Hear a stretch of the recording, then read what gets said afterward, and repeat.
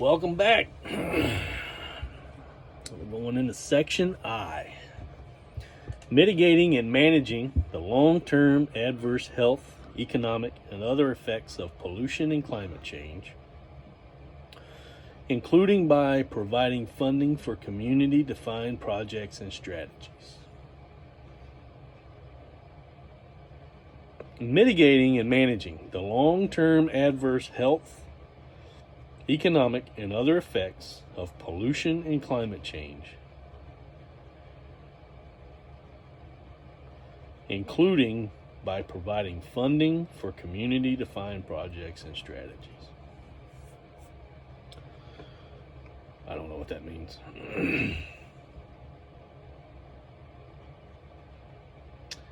I'm assuming they're talking about like long-term hazmat issues that we've had from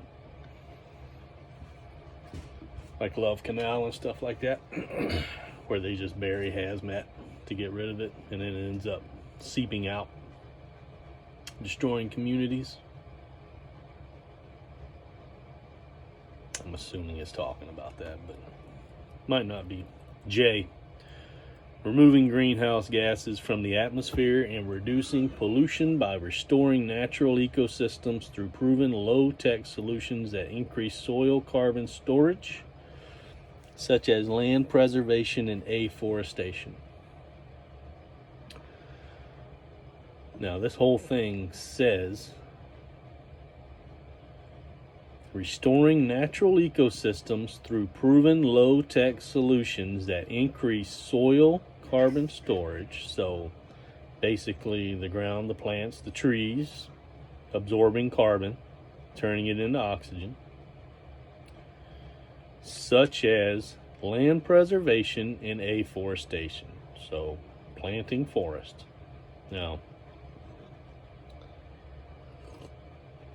the only way you're going to do that is by depopulation. We're not getting more land, that's for sure. And we're not getting less people. So the only way that's going to happen, and Ducks Unlimited, by the way, has been doing this for the last 100 years.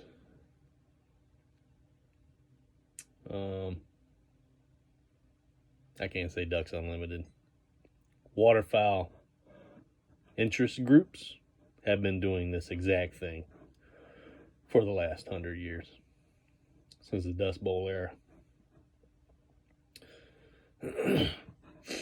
Increase soil carbon storage, such as land preservation and afforestation. So, as far as I'm concerned, our paper industry has the afforestation one right on the head already. Land preservation, it's a constant battle right now to keep land and not sell it. That's the only way that's going to happen, is depopulation. Okay. Restoring and protecting threatened, endangered, and fragile ecosystems through locally appropriate and science-based projects that enhance biodiversity and support climate resiliency.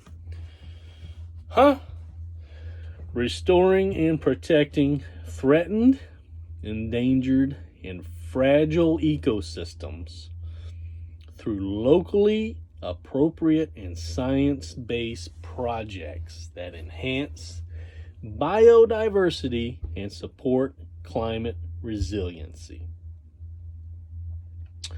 Let me ask you a question. If we actually make it to zero emissions, all of these projects they put in place, let's just say that they do everything in here and we get all these projects in place. We reach zero emissions. Everyone's got just millions of high sustainable jobs. Got money just falling out of the wazoo. Do these ecosystems stay, or do we reach the point to where we can start selling the land again?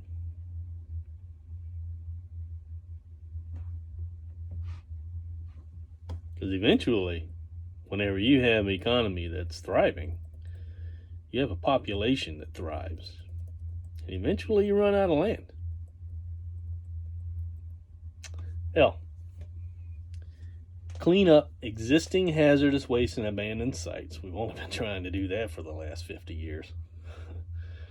Ensuring economic development and sustainability on those sites.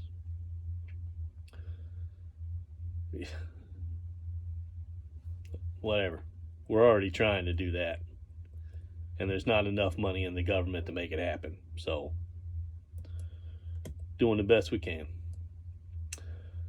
EPA, they're doing the best job they possibly can in order to do that. And it takes time. Can't remove everything. It takes 100 years to get some of these sites back to clean. M, identifying other emission and pollution sources and creating solutions to remove them.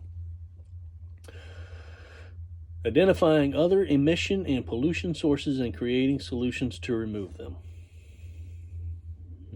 That seems simple enough. What would be other emission and pollution source? Let's just throw coal out there. What's the solution to remove coal? Pretty much just shut it down, isn't it? It's an entire industry where people still work in it.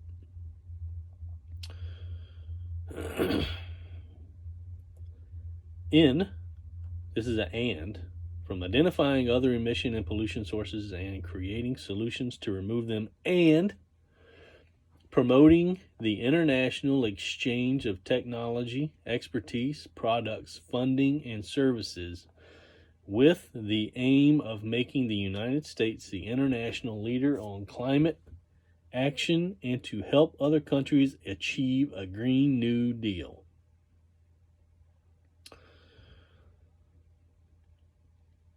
I don't know if y'all have seen the documentaries that I've seen on some of the other countries that take our trash, but I don't know how we're going to get other countries to achieve a Green New Deal when, number one, they could care less about the United States doing anything in their country. And number two, they don't have a government that can communicate within itself to be able to achieve, not having mass murder, much less creating a Green New Deal. So, I don't know about that one.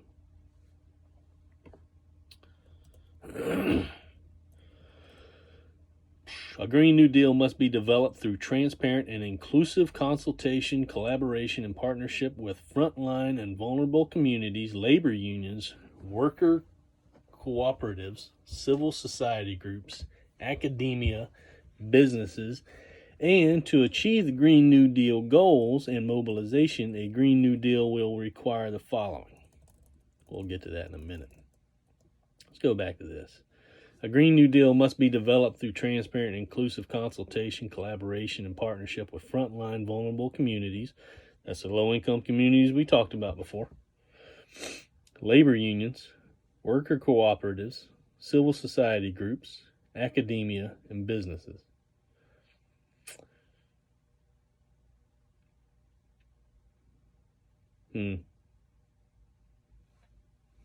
I think we're going to be able to touch on that later on, probably.